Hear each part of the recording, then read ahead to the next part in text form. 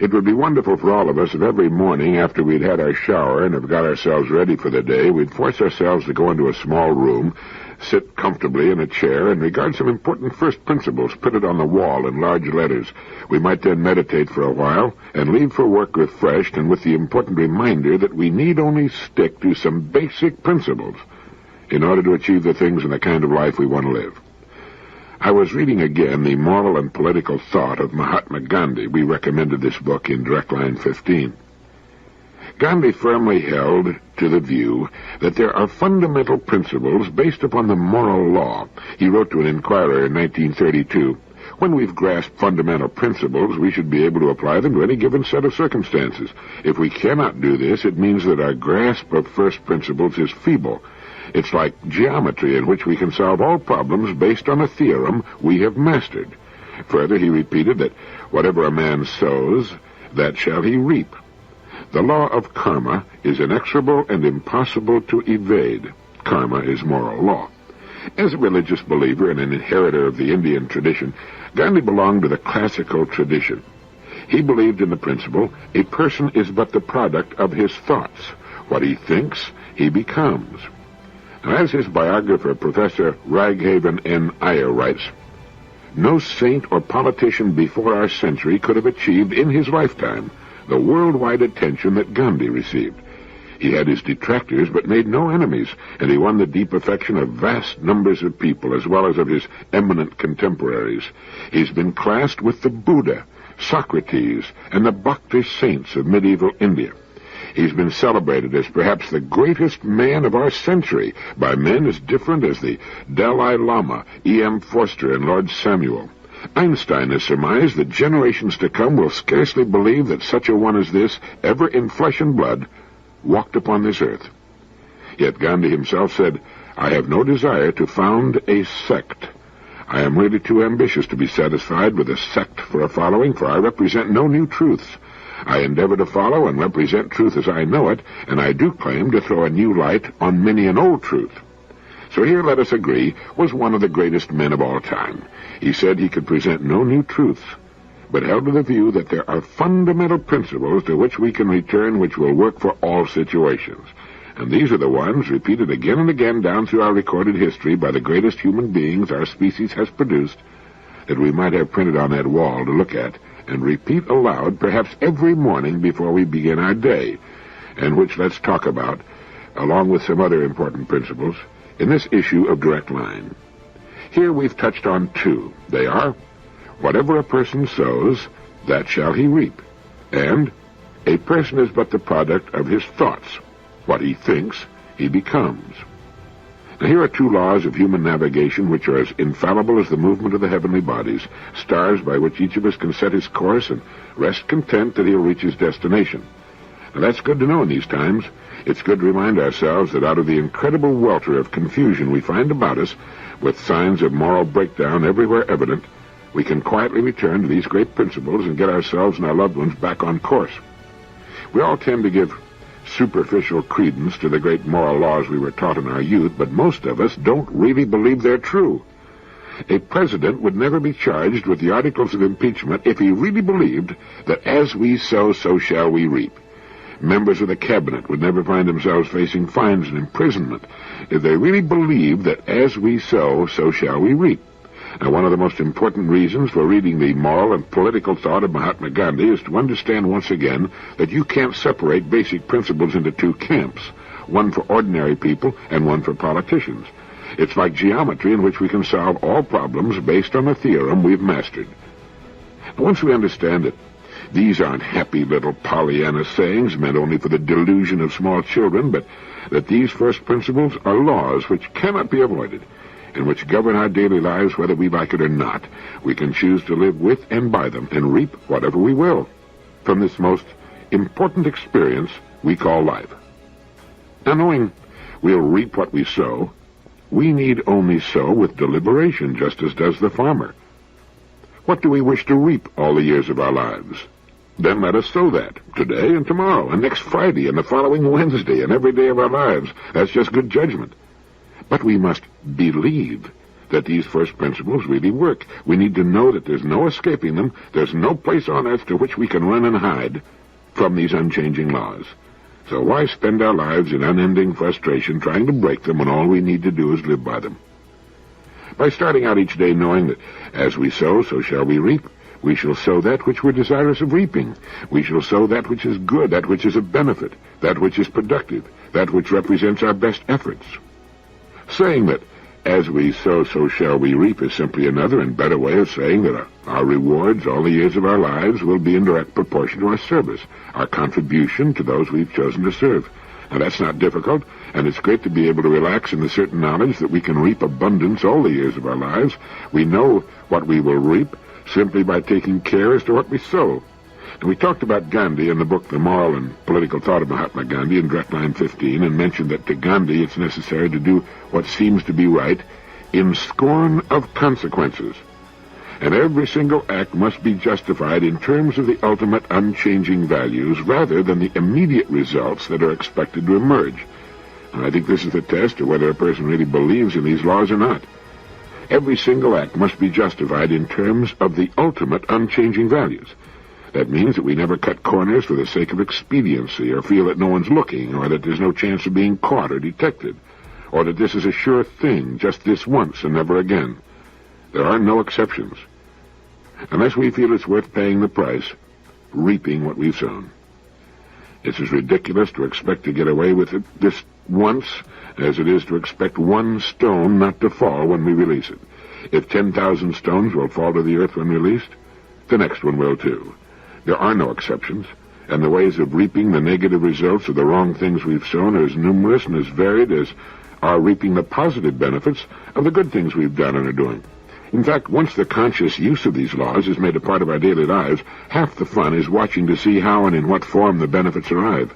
But best of all is the inner security that comes from knowing that no matter how confusing things become, how worried or anxious we may become at times, we can return to these great principles, take a deep breath, and start out from there. I should think these would be useful to those who work with those who find themselves overwhelmed by life.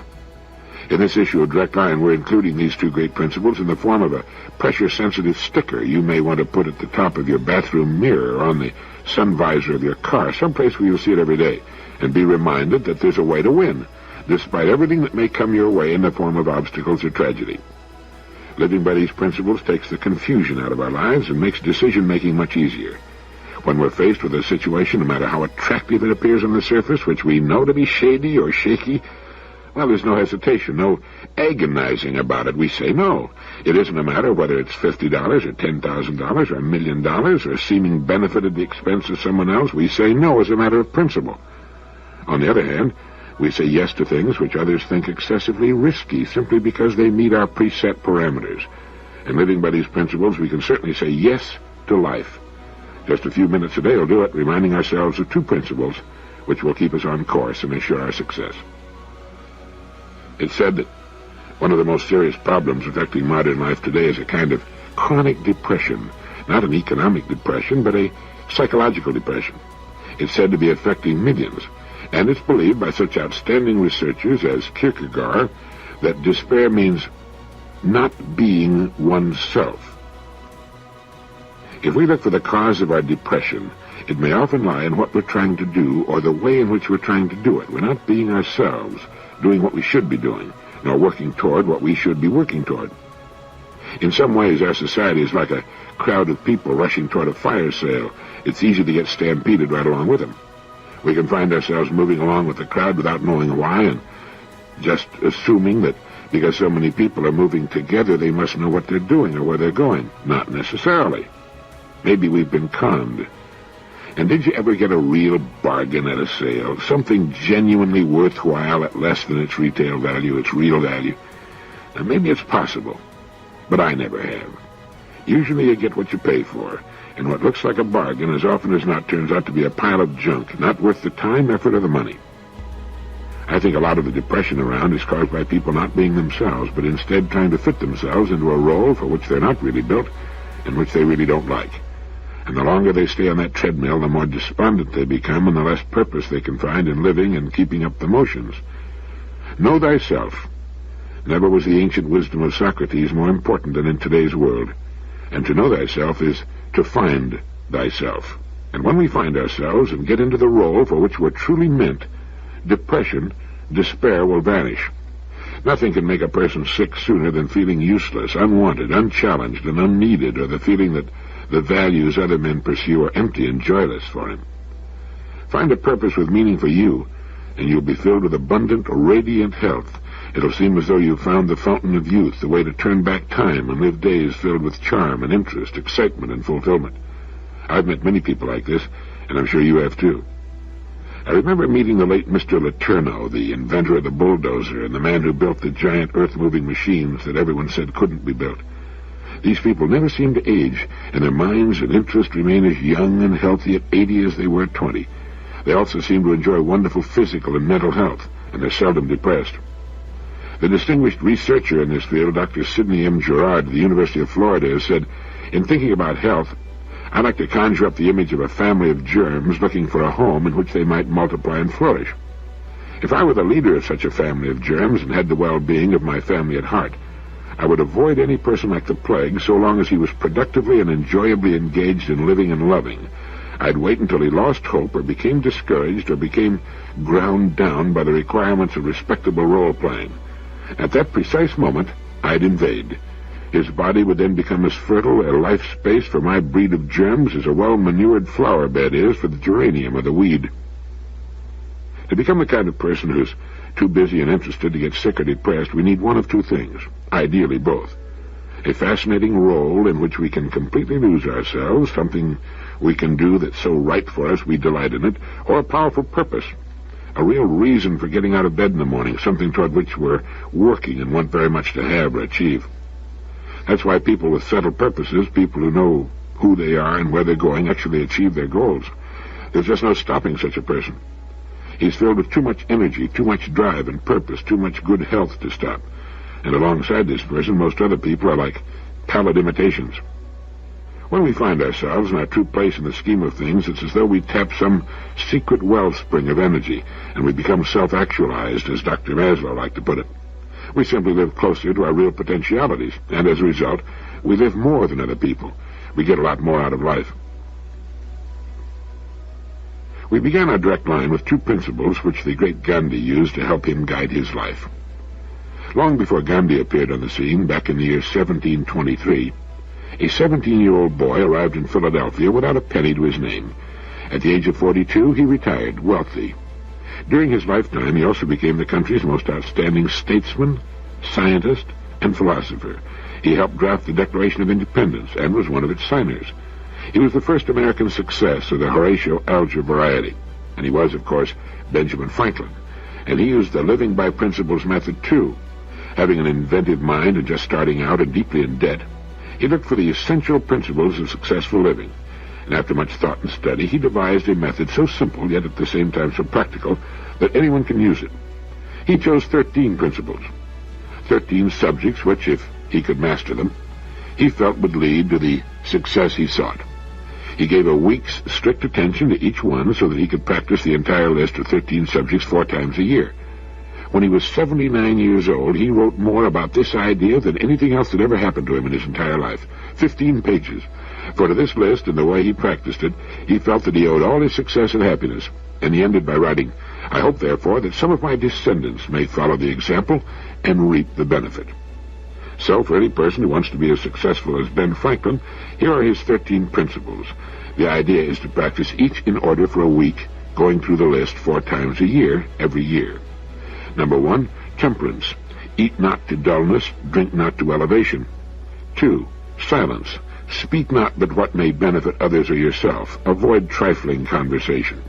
3, order. Let all your things have their places. Let each part of your business have its time. 4, resolution. Resolve to perform what you ought. Perform without fail what you resolve. 5, frugality. Make no expense but to do good to others or yourself. Waste nothing. 6, industry. Lose no time. Be always employed in something useful. Cut off all unnecessary actions. 7, sincerity. Use no hurtful deceit. Think innocently and justly, and if you speak, speak accordingly. 8. Justice. Wrong none by doing injuries or omitting the benefits that are your duty. 9. Moderation. Avoid extremes. Forbear resenting injuries so much as you think they deserve. 10. Cleanliness. Tolerate no uncleanliness in body, clothes, or habitation. 11. Tranquility. Be not disturbed at trifles, or at accidents common or unavoidable. 12. Chastity. And lastly, 13. Humility. Imitate Jesus and Socrates. And no one before or since has been more successful than Benjamin Franklin, and he gives the credit to that list of 13 principles, each to be practiced in order for a week at a time, so that all of them can become habits. They'll work today as well as they did then. I've got another book to recommend to you, particularly if you're the fast-moving, high-powered, racing-the-clock type of person. The book is entitled Type A Behavior and Your Heart. Now, here's a book that might add years to your life, and good years, too. These are the cardiologists who have identified the #1 cause of heart attack. And there's a lot more here than good medical advice. The title of the book is, again, Type A Behavior and Your Heart. It's published by Alfred Knopf. It's by Meyer Friedman and Ray H. Rosenman, both medical doctors and both having spent many, many years of their lives studying this particular subject and working in this field. Reading this book will cause a person to take a new long look at himself and his life and goals. The Type A person in a headlong rush toward success is more often than not in a headlong rush toward a coronary, and so busy trying to avoid wasting time that he wastes his life instead, and they point out that hurrying seldom accomplishes anything worthwhile. In the chapter on what to do if you're Type A, the doctors point out that if you are a Type A person, it's more than likely that you've never submitted your basic capacities and qualities to a rigorous self-appraisal. If you wish to diminish the intensity of the behavior pattern, you must try. Until such an appraisal is made, you never will know just how strong or weak your intellectual and emotional processes really are. Lacking such self-knowledge, you can't help feeling insecure. Your basic security does not depend upon, nor can it be safeguarded by, the opinions of your friends and associates. It depends upon your own precise awareness not only of your positive qualities and capacities, but also of your inadequacies. In fact, facing up to the latter, your inadequacies may well increase your sense of security rather than diminish it. If you possess an absolutely unbiased picture of yourself, you'll become far less dependent upon the opinions of other persons, and far less inclined toward a frenzied career of acquiring more and more numbers. You'll begin to understand that you've harried yourself mercilessly and needlessly in the past in an essentially vain effort to gain security from outside events and persons, when the only real hope for such security lay in frank self-evaluations. And so they then offer a 10-point personal appraisal questionnaire. 1. In a meaningful self-appraisal, you must first attempt to determine just how intelligent, how percipient, and how creative you've been in your job. 2. You must examine your sense of humor to determine how it served you. Is it chiefly a repository for jokes and anecdotes, or does it function as it should to help you perceive your own occasionally ludicrous aspects? 3. You must assess your capacity for flexibility, for change of pace, and for rapid adaptability to change. 4. You must look at your leadership qualities and determine their worth. 5. You must examine all the activities that now absorb your intellectual, emotional, and spiritual interests. How many of these activities have to do with your concern with art, literature, music, drama, philosophy, history, science, and the wonders of the natural world that envelop you? 6. You must seek out and assess the intensity of your free-floating hostilities. As you do so, don't allow either rationalization or sophistry to blind you to their possible presence. 7. You must try to estimate the ease with which you can receive and give loyalty and affection. 8. You must attempt to determine the amount of sheer courage you possess. And if in this essay you detect some very large yellow splotches of frank fear in your personality, don't overlook them. Treasure them, just as you will treasure the steel-gray masses of frank courage you're likely to find there, too. 9. You must dare to examine critically, as we were doing in the beginning of this issue, your ethical and moral principles. How honest have I been in my life? How often and under what circumstances have I cheated, lied, and borne false witness against my neighbor? These are questions you must not fail to present to yourself, and painful as it may be in the beginning, stubbornly persist in providing yourself with true answers. 10, and finally, you must not be afraid to ask, and this one's really important, and to persist in asking yourself over and over until you have answered the question, what, apart from the eternal clutter of my everyday living, should be the essence of my life? And I found it to be one of the best self-appraisal questionnaires I'd ever come across, and I found it quite difficult to take. I found the final question particularly tough. Finally, you must not be afraid to ask and to persist in asking yourself over and over until you've answered the question, what, apart from the eternal clutter of my everyday living, what should be the essence of my life? But there's so much that is excellent in this book. Be sure to read it, even if you don't think you're a Type A. It's one of the few how-to books ever to be selected by the Book of the Month Club, and was already in its 5th printing by the time I got my copy. Over the past few years, I've been seeing more and more of this kind of common-sense advice which runs against the current of the traditional acquisitiveness of our society. And I like the doctor's use of the word numbers. So many Americans are concerned about numbers, and in so many ways. The doctors believe that the incidence of severe Type A behavior, the acquisitive, hard-driving, what makes Sammy run, how many numbers can I stack up kind of behavior, will wane during the next few decades. The American man and woman are not stupid, nor have they inherited any great liking for tyranny, even if this tyranny is being exerted over them by their own habits, drives, and greeds. Well, they're quite capable of revolt. And it would appear that they are revolting against cardiovascular diseases in Canada. I hope this is also becoming true in the U.S. According to Canadian statistics, for Canadians under 65 years of age, deaths from the total of cardiovascular diseases are down 28%. From heart attack, 10%, from stroke, down 42%, from high blood pressure, down 87%, and from other types of cardiovascular disease, down 41%. As the public becomes more fully educated on the means of preventing heart disease, the prospect is held by medical authorities that heart attacks, the most common cause of premature death, could become a rarity within the next 20 years. Canadian statistics indicate that smoking, diet, and lack of physical exertion are the 3 main culprits. But the main culprit, according to the authors of this book, is generally overlooked. They call it the missing connection, and its name is stress. The reason that stress has been left out of so much literature on the heart is that it's difficult to measure, and doctors, scientists generally, don't like to fool with things they can't measure quantitatively. In fact, an impressive study issued in 1971 by a specially designated committee of the Royal Society of New Zealand concerning the causes of coronary heart disease, a single sentence is allotted to the factor that the authors of this book believe to be the major one.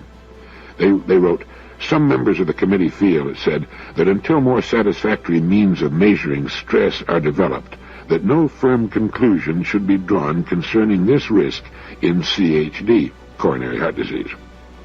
In any event, the good doctors go on to say, emotional stress of any variety, because of its resistance to precise measurement, has been shamefully neglected by quantitatively oriented cardiac researchers.